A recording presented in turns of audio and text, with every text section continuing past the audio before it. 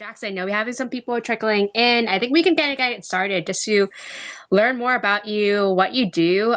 You have a really exciting background. I know that you're super young and already have so much experience with a lot of startups and also create your own startups. So I want to hear more about what's your background, and yeah, let's go from there. Cool. Yeah, I'm really excited to chat today. I really hope I make this an exciting conversation, talking, about the ideas of Web3. And if anyone has any questions or wants to raise their hand, I'm sure Jennifer and I'd be happy to have you join and get some more insight. But I'm really looking forward to talking about, yeah, like I said before, the productization of, really Web3 and its technology. So basically, yeah, I kind of just been doing a bunch of projects my entire life.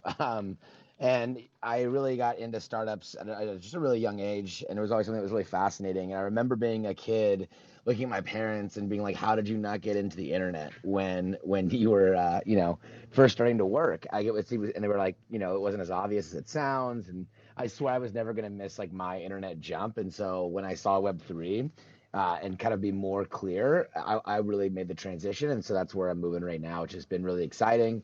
I have a bunch of experience in B2B SaaS, and basically growth as the role that I was working in. But growth is essentially what I call like the intersection of product marketing and sales. It's just what a basic generalist can step in and do, and really support these teams. So I worked for a bit in the fintech service. My last company I was at was Gainfully, and they were acquired by White Glove. And then another one I worked at simultaneously was Finvera, and they were also acquired by AgentSync.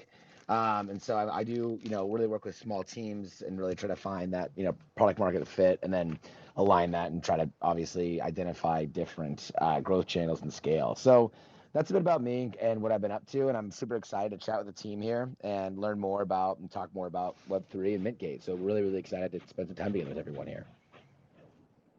Awesome, Jackson. I was really curious. Were the companies that you previously were working at, were they like primarily Web2 companies? Like what were the products that they were building? Yeah, so Gainfully was a enterprise social media platform for financial advisors to compliantly share content without breaking any laws, I guess. And so the way they did their entire scaling was that they were basically a content host. They provided all the content for advisors to utilize. They provided ways for them to be able to share it via social or email, or a PURL. And then they also did all the analytics and tracking and newsletter capacity. So they were more of a marketing side. And then Finvera was a API that actually allowed you to verify the identity of any financial professional in a couple of clicks, as opposed to going around and about and like having to go find all your license numbers, having to go find like how you get tied in. So big change there. Really, really exciting jump, and really looking forward to moving into the Web3 space for sure. Yeah, but it sounds like a lot of those products, have a lot of synergies with what the Web3 space is really trying to build around identity. Also like, building community. Could you just talk a little bit more about like what got you into Web3 and what excites you the most about Web3? Like why this jump? Yeah, I think that's a really good question. I think a lot of people are trying to figure that out themselves too. Honestly, the main theory I have right now is that there's a massive gap because a lot of people who are getting into Web3 are creating further like protocols and further, infrastructure toolings and those sorts of things. And there's not a lot of space for business and operations people and marketing people, maybe just non-technical people, in my opinion. And so I think there's a really unique intersection to allow more operations people to get involved and really, really make these products, more usable and have more utility. And so I think there's a really massive need for these companies. And so I've a pretty large bet actually, on companies that are really building bridges for more people to be able to use Web3 technology, because I think that's an incredibly important next step in this entire journey, as opposed to getting the tech more stacked. So I think like that's when I got really interested in Web3, and like I said before, when I found MintGate, I felt like this was a really good way to bridge that gap between Web3 and people who know Web2, as we call it now, because I think that's a really really easy way for the brain to connect the dots. And I think that's where, talking about productization is really important, because we can't build the same infrastructures in Web3 as we do Web2. because then we're just going to end up with a decentralized organization with someone at the head of running that DAO who's basically a CEO and fall in the same pit that we are now. And so I think there's a lot of innovation to be done, and I think it's going to take some really creative people stepping in that space and really trying to figure out how do I get paid doing this, how do I manage my participation. So a lot of good questions that I think people are asking, and so I really am trying to figure those out as well too. But kind of a roundabout answer. That's really what I'm looking for and what I'm excited about. Yeah, I really resonate with you there, how we really want to try to mimic Web 2 again. Kind of almost feels like right now we're in this stage where we're kind of doing like a Web 2.5, where things are not completely decentralized right now because it's really hard to. And like the infrastructure is not there quite yet. But we need to move forward to Web 3.0, but we're still stuck in like Web 2.5. I also resonate with you, like on as a developer myself, on the thought notion of right now, like or previously, it was really like dev grounded, right? It's not only until NFTs became really popular that we're seeing kind of more of creators and communities really being able to take this technology and articulate it in ways that really make sense to people. One of the most interesting Discord conversations I had resulted in me realizing that when the internet first came about, uh, it was like very technical as well, like talking about protocols, like talking about how like the internet works from a technical standpoint. But at the end of the day, it's not about what the internet is from a technical standpoint, but how it makes us feel, helps us helps us improve commerce, the way that we live, etc. I also think NFT. I think like the blockchain will be the same way. Like maybe we don't need to know about proof of stake or proof of work or hopefully maybe not even gas fees in the future, but just like more so of how can this actually be impactful to my life, as opposed to like what is it from a technical detail. But of course, like that hurts like a lot of devs like us who are really nerdy, really want to geek out on the technology. So I think it's going to be really interesting to see how that our industry like converges, whether we do tie ourselves like very closely to the technology and just make everyone kind of learn it, or we're going to take this route more like how the internet evolved. And we don't need to know everything about the internet from a technical standpoint. We just need to know enough and actually just like take pieces of it that are impactful and utilize that. Yeah, If I can jump in, please. really quick, I read this interesting quote about the nature of freedom. I think this quote comes from Rawls, and Rawls says that freedom ultimately isn't a goal; it's a direction. And I think the internet played right into this. That the internet helped create a new kind of freedom, but it's not a goal in and of itself. It's not a destination. It's a continued path. And I think crypto is just another powerful technology on that journey to find new forms of freedom. Yeah, I think that's a really good way of putting it. I think that's why I'm really excited about the conversation today, because I think when we talk about, the freedom or the productization of this new frontier, a lot of that has to do with, I think, the utility that is being built inside of these tools, right? Because I think a lot of these DApps and these things are having really rich features, but the utility is getting lost. And so I think there's a really, really important time where we are now in building that utility and making that utility so visible that people who are in Web 2 or 2.5 can make that jump.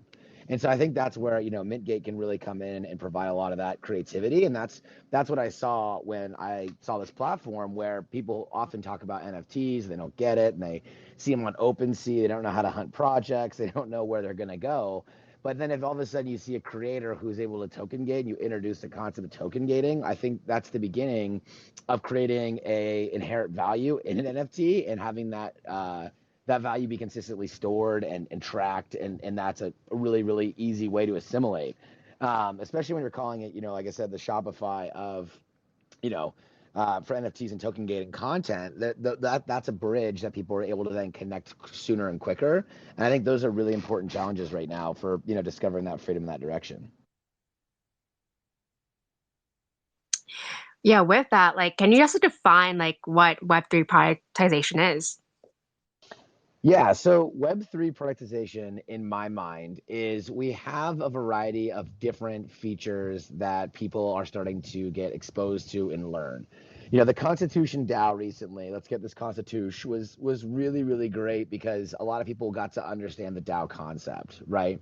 The issue I had with the Constitution DAO was that I was one of probably, I think Tony and I actually are probably one of the really, really first early members of that Discord.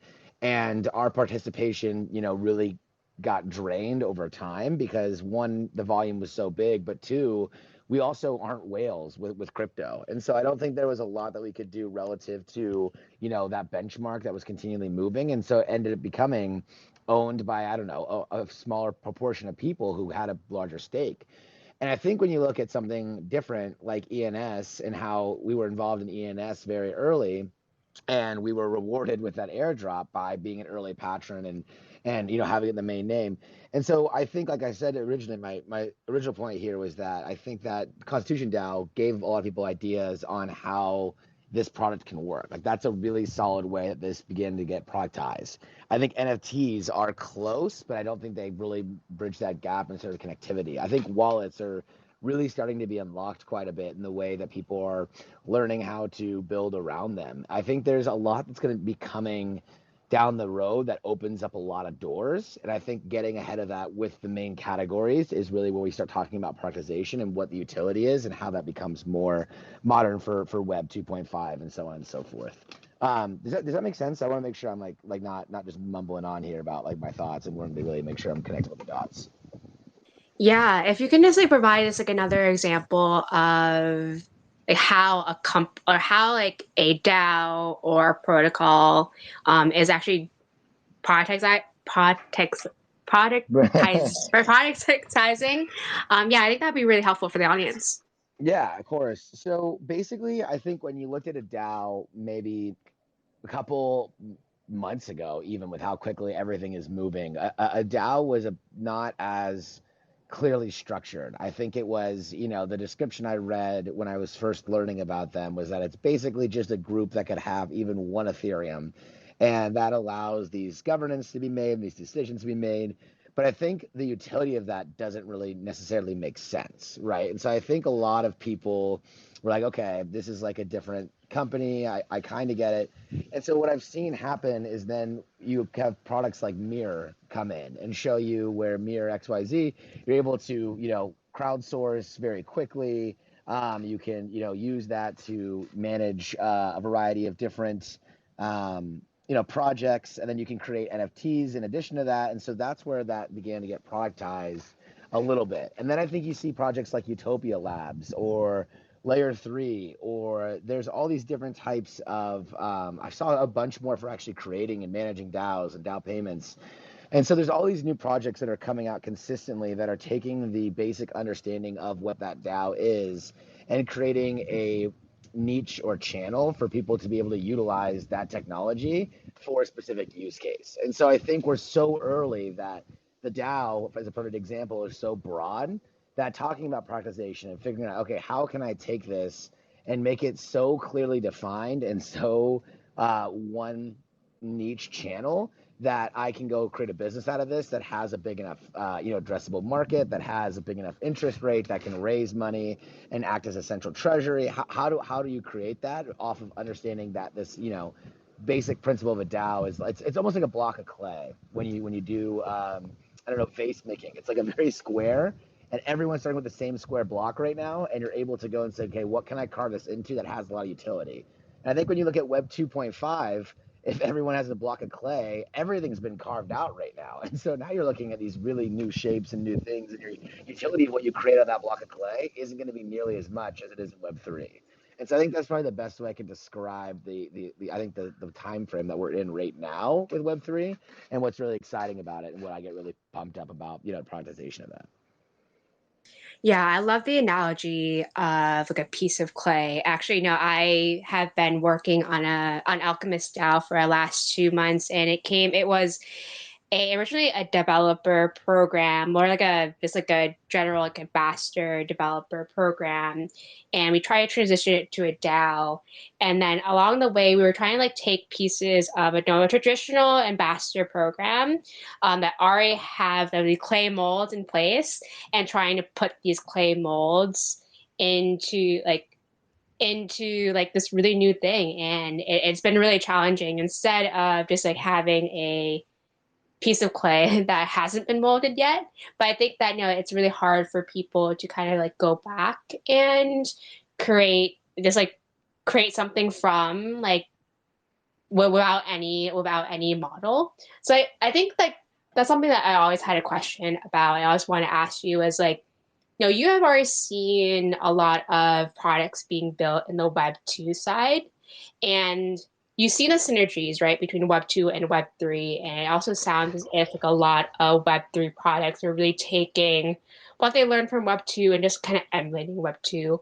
What do you think are the kind of key differences between building a Web 2 product versus like a Web 3 product? I think that's a great question. I think I've actually thought a lot about this, and I think that the way people look for product market fit in Web 2 is almost a little bit flawed. I think they look for product market fit by building around feedback and getting a couple customers on a Google form, and then really taking that and running with the early feedback they get. And a lot of that is really guided by the people paying for the service that you're providing.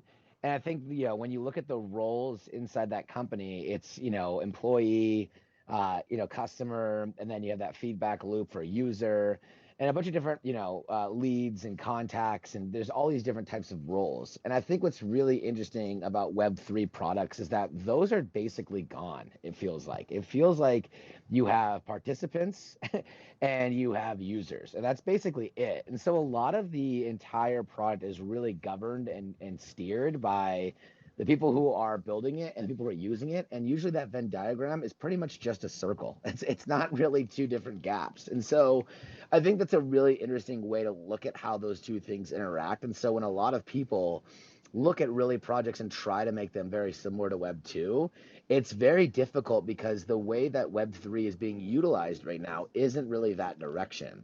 So it's not like people are using Web 3 to, shop for a, new dog food supplier.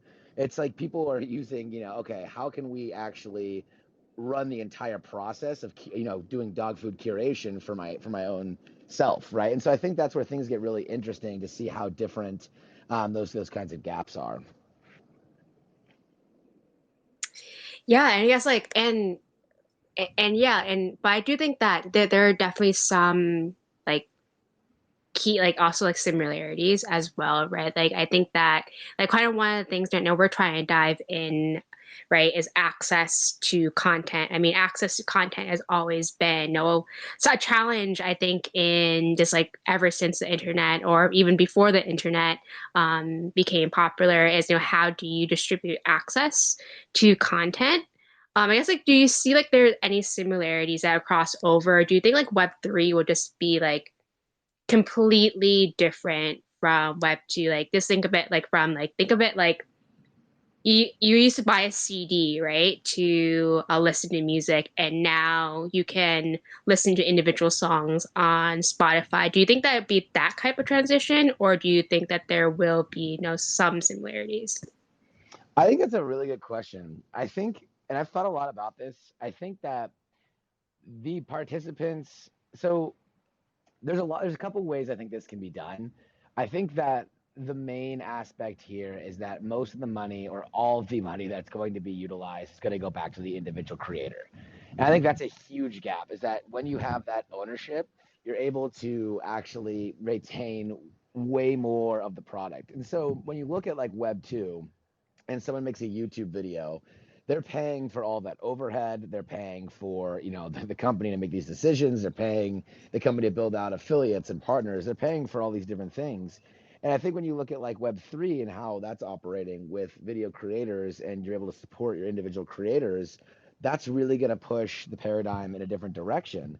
And this is where I'm really curious on what the revenue model for creators is going to look like in Web3, Because when we looked at Web 2, MRR and ARR are like the number 1 and 2 most important metrics for any sort of startup.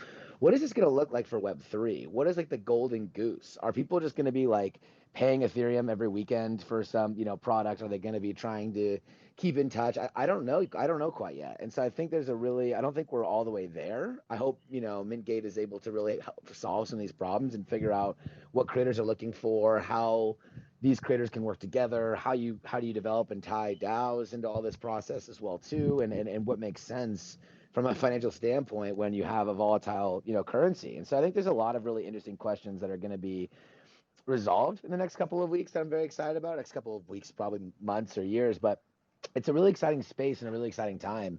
So I don't know quite to be honest, quite honest with you, the answer yet.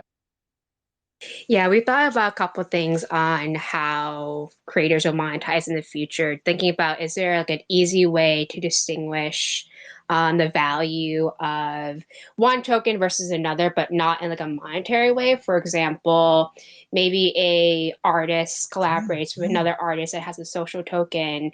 Do they kind of decide that, they're just not going to look at the fiat value and say, hey, like 500 in this of my token is going to be the same as 500 of another token in another community. Also the same way as NFTs, right? Like how will creators kind of be able to assess the value of different tokens and NFTs?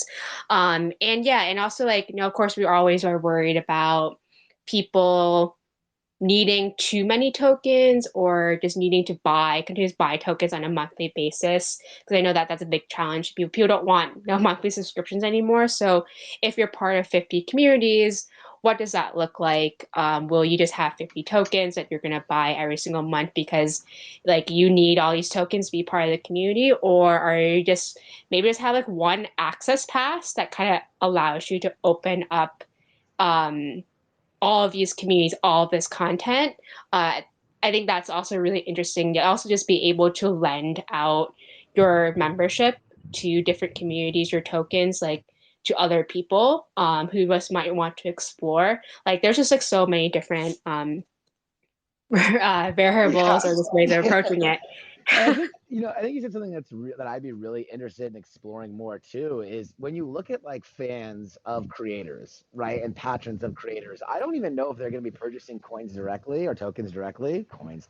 But I think what they might be doing that I'd be really curious to see is if they're bringing fans and they're helping the creator get more visibility and they're bringing, they're participating in with the creator to earn their stake, right, and create more value to that social token.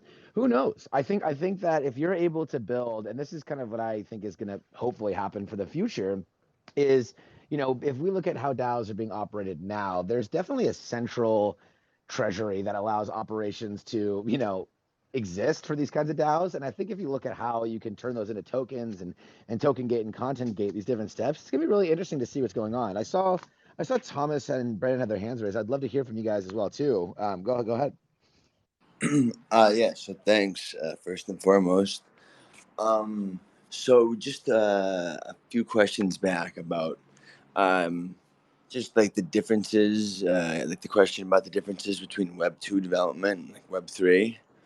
So, like as like an engineer in the space, I think that a key like difference should be like instead of just throwing software together, like the importance of a lot of these like Web3, like these applications interacting with Web3 APIs deal with like millions of dollars.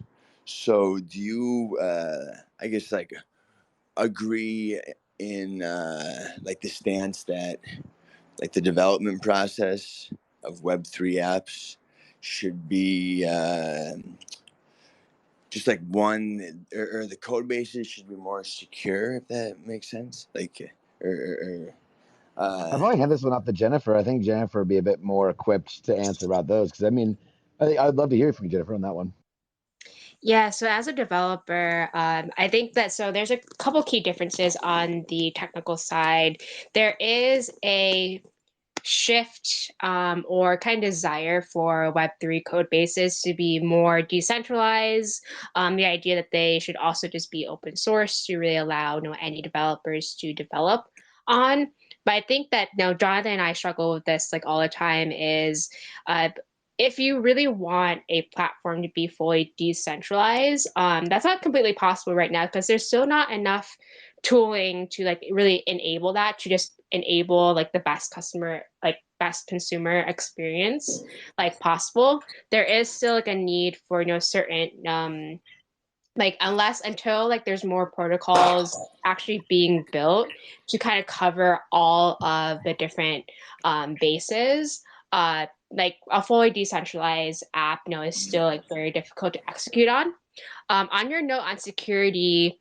It's tough, right? Like if you make like for example, if you create like a marketplace that is like completely open for everyone to create NFTs on, like that's fantastic, right? But I think one of the challenges that a lot of platforms still have is how do you still make the platform secure for the end user? For example, OpenSea just recently created like a security group because a whole bunch of bad actors were creating NFTs with actually malicious like malware in them, and there wasn't really an easy way for marketplaces like OpenSea or MintGate to really assess if something is being uploaded, it does have malicious malware. Oh, and if we do, like how do we handle that? Like if we make it completely decentralized, like do we just kind of just let people upload that content and just say we're completely decentralized, we're not going to take anyone down? Or do we really do in place some of those technologies that have been biased to other people or other communities in the past, and then just like take down certain content, right? Like even when sometimes those technologies or even like our decisions might not be correct. So yeah, I think it's also very challenging. I also think that there just needs to be a lot more education in the community in terms of how to secure your wallet. Now, we still encounter users or people in the community who tell us like, oh, they're like someone on Twitter just like airdropped this token. I thought it was real. I clicked on this website, it looked like it was real, and then I connected my wallet, and then now all of my tokens are gone. So we still hear that from the community. So it's tough, right? Because it's a difference between security versus like decentralization. I think it's a hard balance. And education, I think that it's all valid. I guess from like instead of security, apologies here. I meant more so for like the determinism, like making sure that code bases are like deterministic. And so oftentimes when you're like connecting to a wallet, currently on like a DEX or whatever the case, the UI might not respond accordingly, and it might say that you're not connected, and just get into like the application might get into a state that it shouldn't be in.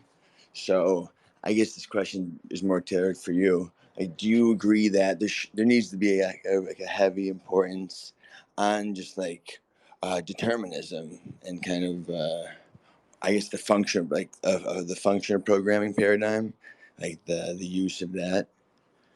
I don't know. I don't know if I'm asking the question correctly. This is a topic I'm particularly passionate about.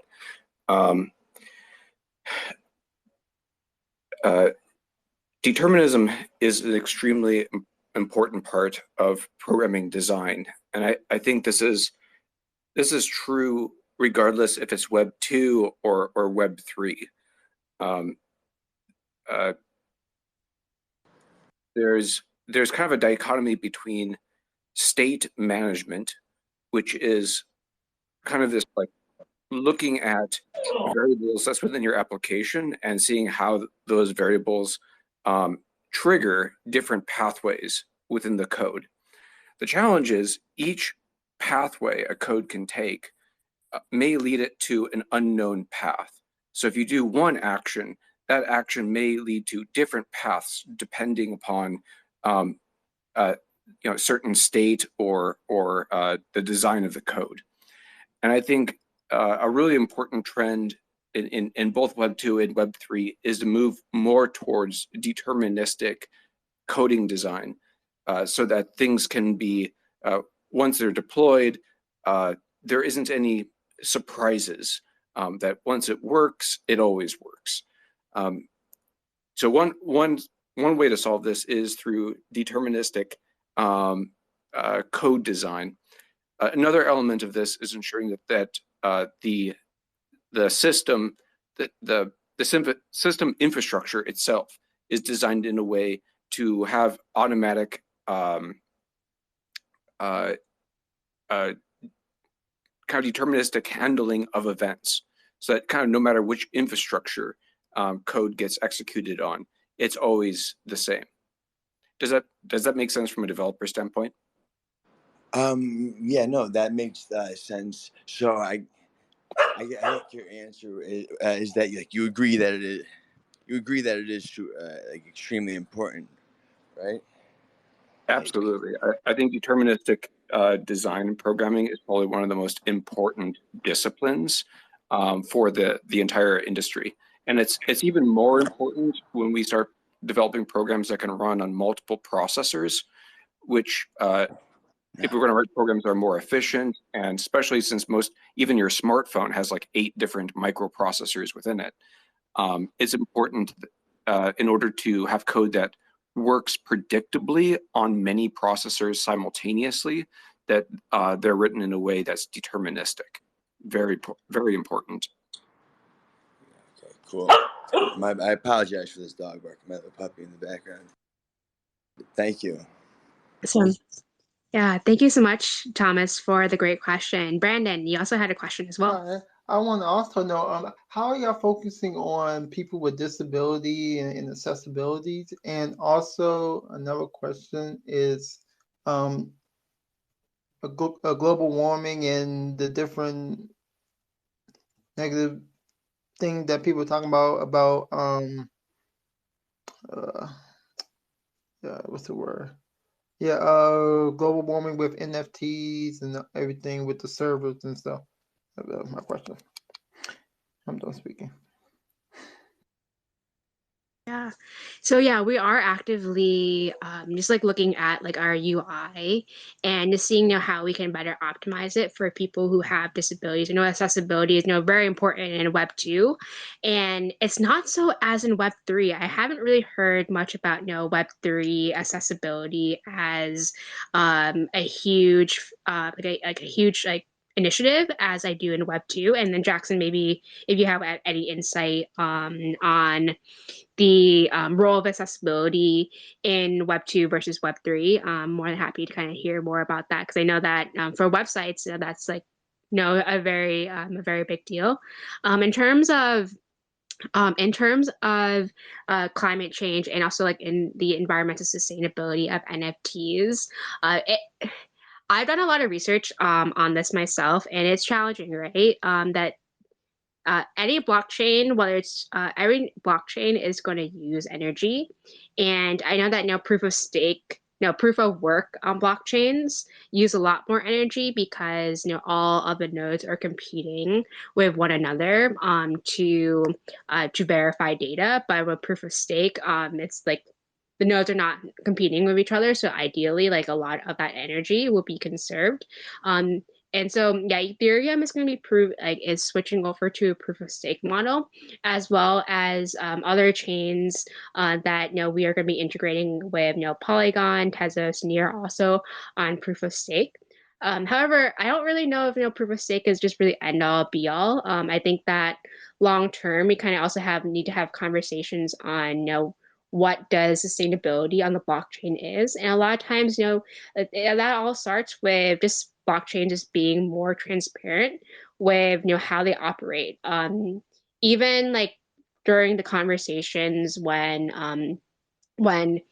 people were criticizing Bitcoin and Ethereum for being like very using a lot of energy, like a lot of the data was even though like so some of the data was really well researched, it wasn't complete because these blockchains are not being transparent, or a lot of the nodes are not really being fully transparent with how much energy they actually are using or what the energy sources are. So I would say that yeah, like we are switching over to more chains that are under proof of stake, but also keep in mind that until a lot of these chains are just like really going to be transparent with how they're just like how their users operate, I think it just be really hard to really assess their environmental impact.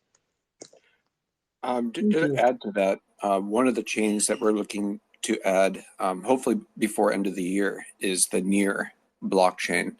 And I just saw recently that as a blockchain, they're going to try to be carbon neutral with their entire operations, and have metrics reporting to try to do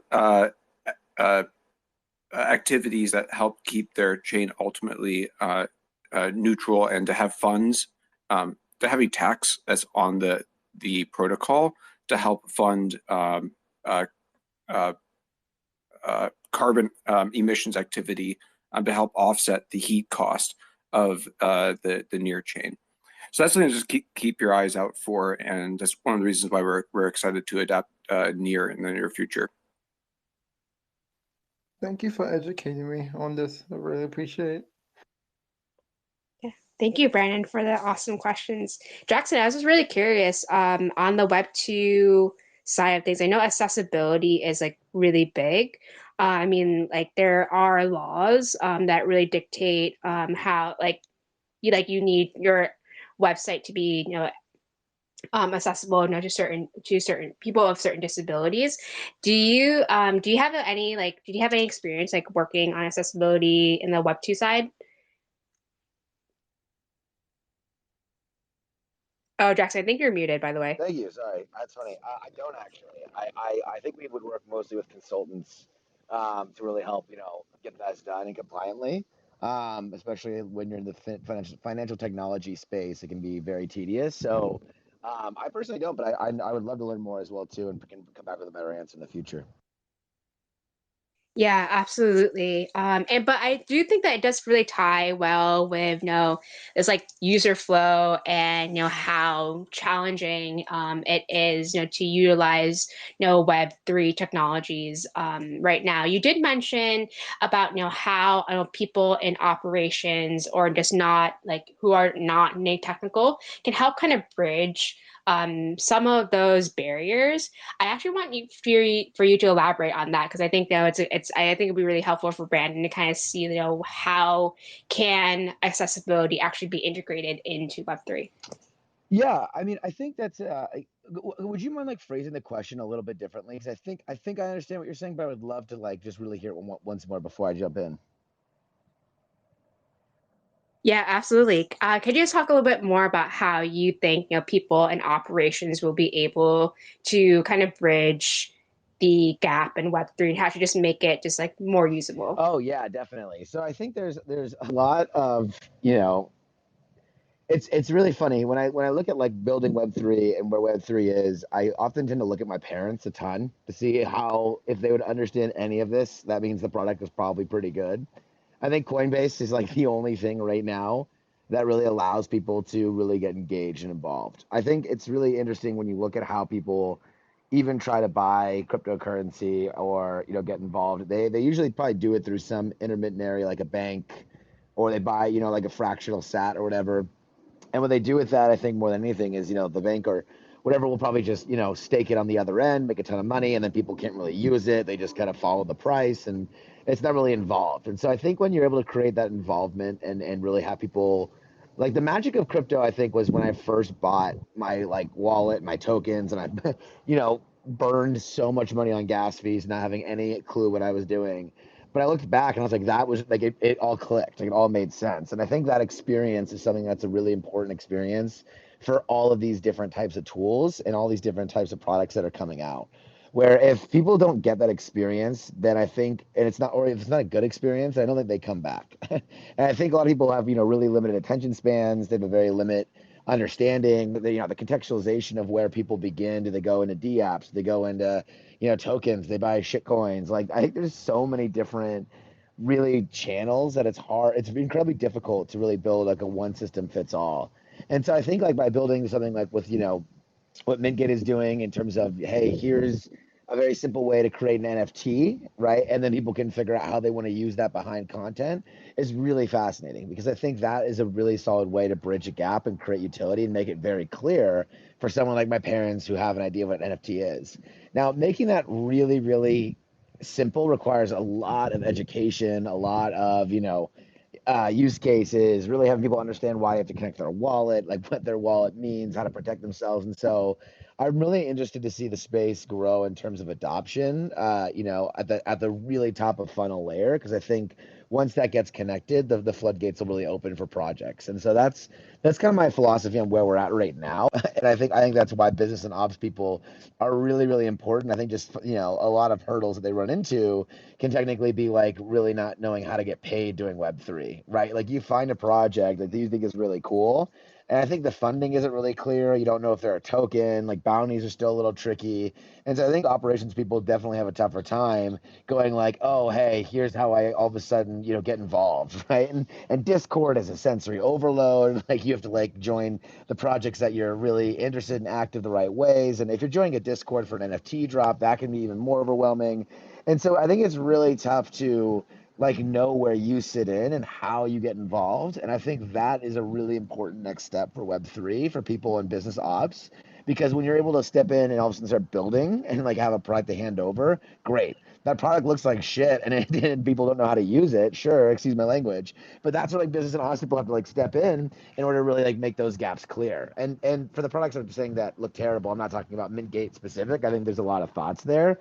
I mean that there's a lot of different products that look absolutely like putrid, and I don't even know where to begin, and I'm already so deep in the rabbit hole of crypto, right? And so I think like that's where I'm seeing the issue becoming more prevalent, because I'm like, okay, I understand all this stuff like really well, I think, and then even I look at like these new things that are being built, new directions, and I go, I have no idea what I'm looking at. And so I think that's where that question becomes, more and more clear. And if we can get people, who, like I said, are in business and operations and even people roles, hiring, like HR, like all these different things, I think there's such a necessity for this next wave. I think there's just a massive barrier for them to learn how to get involved. And I think that's a really big next step. And that's why I keep talking about the utility of productization. And if you, like I said, make a product so simple and easy to use, and then you're able to make the utility abundantly clear, I think that creates a much stronger direction for people to get involved and really take a leap and try something out. And I think that's a tough challenge that I think all these products are facing right now.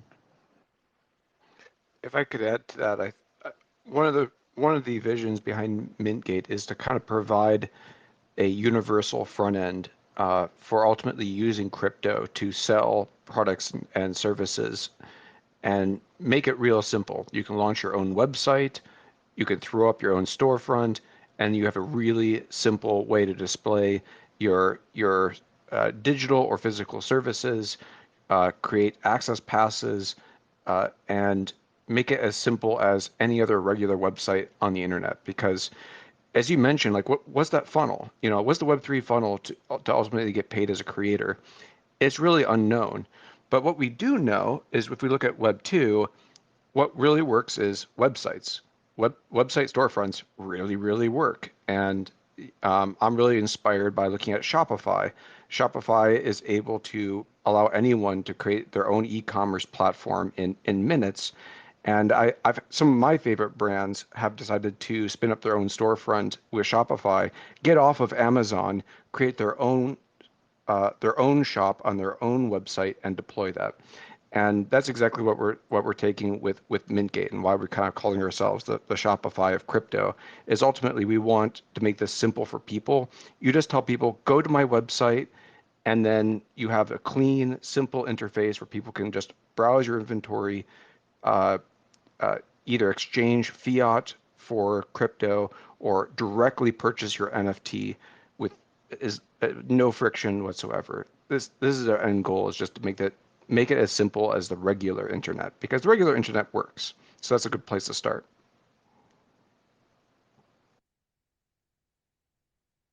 Yeah, I think that's really a Yeah, good I way of was putting it. Yeah, I like that. I go think, for it. the idea and what I love about MintGate too is a lot of what you just said. I think what I'm really curious about to discover is how do creators differ, and how are stores and storefronts online going to be different in this new paradigm? Because I think the new wave of the internet is going to be a lot different, and if we are able to create a more simplistic way to connect the dots, right? Like a Shopify store, like coming with this ownership. I think it's really interesting. I just don't know if any of us, if anyone in the world knows quite yet, to be honest, what that looks like with mass adoption and how do you bridge that gap between Web 2 and Web 3, right, with a product. So I think that this company is doing a lot of great work to get closer to resolving those answers, and that's why I'm really excited about what MintGate's doing. But I think the answers only come from action, right? And the answers only come from really, really working through it and getting feedback and building community and having a bunch of contributors and really working that way as well too. So I don't know. I'm really curious to see, but I think that was a great answer. Yeah, thanks everyone for all the amazing insights thus far. I have so many questions to ask Jackson, but I just want to also just give the last 8 minutes here. For anyone who has any questions for Jackson or the MintGate team, please raise your hand or request to be a speaker, and we'll bring you on up. But as people are doing that, maybe the last question for you, Jackson, is revenue models. I know we talked a lot about revenue models, and one of the big things in Web3 is this idea of building community around your product. So a lot of projects have created their own token. A lot of projects are just really focused on having these kind of like evangelists of their product. Can you just talk a little bit more about how are revenue models different from Web 2 and Web 3? If you can tie any piece on how to utilize a community to help bring in revenue, I think that would also be helpful as well. Yeah, for sure. I think these questions are really, really exciting. And as I said before, the golden goose of revenue models for Web 2 and is basically ARR and MRR. It creates predictability. It creates a clear connection in terms of growth, and it gives you a lot to track. And obviously, it's very clear. I think for creators in themselves specifically, and people in Web3, I think are really going to have to do a lot of work to figure out how to, one, eliminate the rug pull, and two, create their value consistently to grow, right? And so when you look at tokens and you look at how these tokens can increase in value, that's a good growth rate. Obviously, it's a bit more volatile and probably way more volatile than churn, by any standard metric. But what I think is interesting and what I'm really curious about is having some sort of central treasury for creators of these Web3 projects that basically allows you to have your finances tied to a central governance, right? And so let's talk about like creators in general. If we talk about writers, I think there's a really, just going to one specific channel, this is the best way I can explain this example, is that if you have a central treasury for a group of writers who, let's say, all cover a sports team, like the Sacramento Kings, for example. If you have a team that basically receives funding, right, from the greater Sacramento area, people want to read these authors' works, they all then have a central treasury that they can convert to USDC and pay their writers to work around the clock. As those pieces get released, then that actual central treasury can create NFTs to token gate the content, right, that's behind it, and auction off that content to replenish the treasury. And so what that does is really allows the kind of re-fulfillment of the treasury, for one, but for two, can also create more value behind the token and behind the NFT. And by creating that value and consistently producing content, consistently making that work come out, that will make the coin go up over time, right? And it'll make that the token have a finite amount. And that's where I think having that sort of control over a central treasury and having a output that's consistent is really going to be fascinating to see ultimately as one of the clear revenue models that I see right now. Obviously, this can change any point in time and can be some, a different idea or model, but that one makes the most sense to me right now because it allows you to clearly productize multiple steps, really, connect the dots a bit easier, and then also, like I said before, create that utility and have that tracked. Um, but social token economics are really tough because I think like having a social token is really difficult to, gauge when you're facing burnout, you're facing, the realities of life, something can go wrong. And not having that luxury of being like, hey, I'm taking a YouTube break, my monetary's paused, having that accountability can be scary. And so I think, the next step that we're going to be looking at is really how do we bring in community and make these creators be more collaborative at scale? And I think that is a really big next step for a lot of these individual creators is that Web3 will really give them the stage and the ability to empower themselves and create a YouTube, create a syndicate, create an athletic, and not have to be held at mercy for all the overhead, for the engineers, for all these things with products like MintGate coming into play. They can then work together to, use that infrastructure, raise their own token, and then utilize each other to create that content on a consistent basis. Bring in more writers, bring in more, niche micro internet celebrities. But I think the only way that's really going to work successfully is if it's around one specific category, one specific organization. It can't be really the way it's done now, where every creator is like, doing different things. I think, creator discovery is going to be a big piece of this next stage of Web3.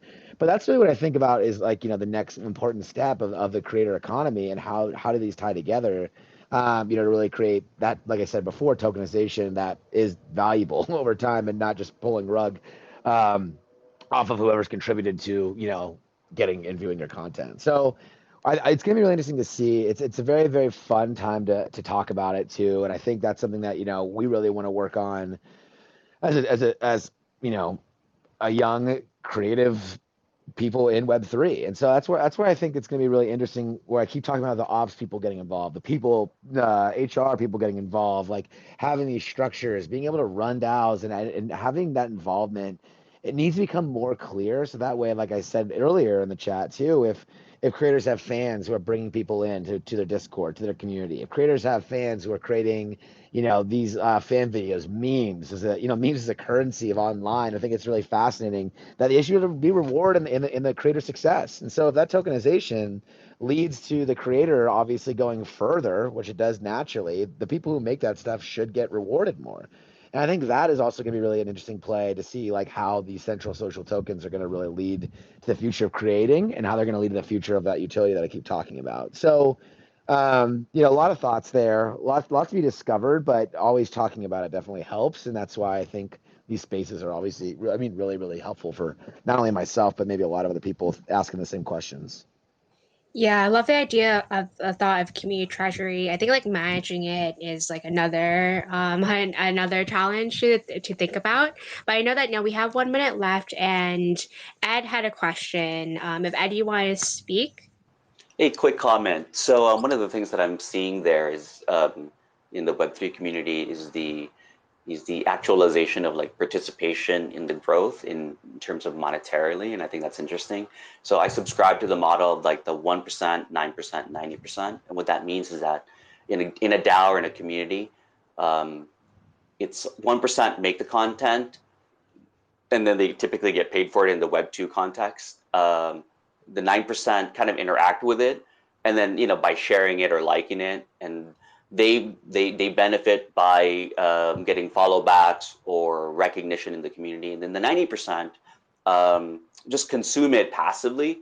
And you see this kind of phenomenon already kind of work through the Constitution DAO. I think is a great example of that, where everybody kind of benefited from it in this kind of intangible way. But I suspect in the near future, the 9% of the community, which they just kind of engage, share, help the community grow and really magnify the efforts of that 1% creator or that maker, will be able to monetize. And you're kind of seeing that now too with the growth of NFT over the summer, where like the only thing they really needed to do was like buy an NFT and then pump that NFT up and get more people excited about that NFT.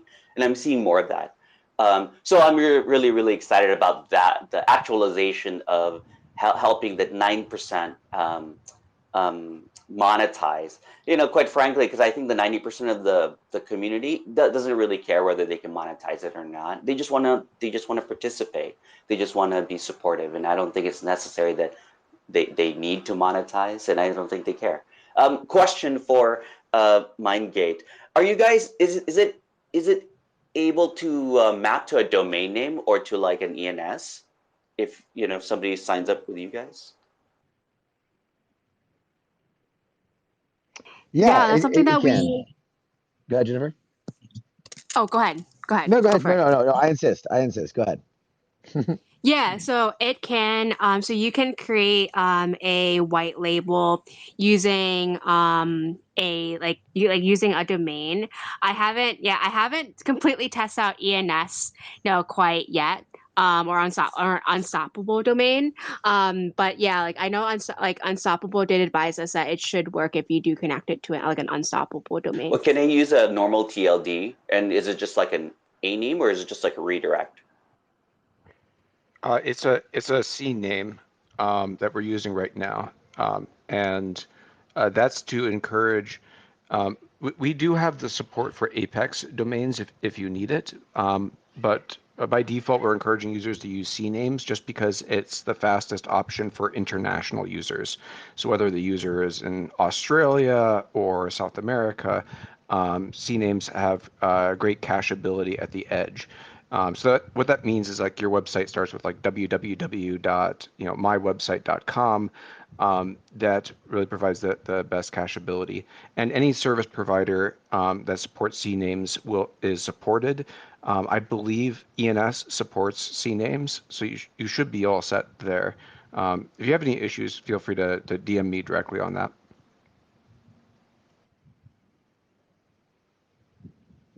Thanks. But hopefully that answers No, your it's super questions. Yeah, awesome. awesome. Super awesome. Very, very excited. One feature that I've been kind of looking for on the internet, in the Web3 space, it's kind of like it'd be cool to have like a PayPal style esque button, like a pay me button, but for Web3 stuff. But anyway, that was just random. Thanks, guys. Yeah. Thanks so much, Ed. By the way, Jonathan, who's our CEO, is actually based in LA, and I see that you're based in LA. So, connect, maybe, hang out or something. Just FYI, I'm out on the East Coast, so unfortunately, I can't hang out with you guys. Jonathan, where in LA? Sometime soon. I just where in LA, added you, Jonathan? Ed. Awesome. I run a Web3 house, so like I'd love to have you guys over. Yeah, and then I'm in Jackson LA. also is in LA Yeah. sometimes. Yeah. So the triangle here. Awesome, guys. Thank you so much for taking the time on a Saturday morning, afternoon, evening, wherever you are, to listen to Jackson Rodriguez talk about Web3 productization. Always a jumble of words there. Yeah. And just like his insights to startup world, the differences between Web 2 and Web 3. I'm really excited just hear more from him in this space. I know he's going to provide a lot of support in like so many communities. Any parting words from Jackson or the MintGate team? No, I'm all good. All right, awesome, guys. Thanks so much for the time. We'll see you guys soon. And don't hesitate to reach out to any of us.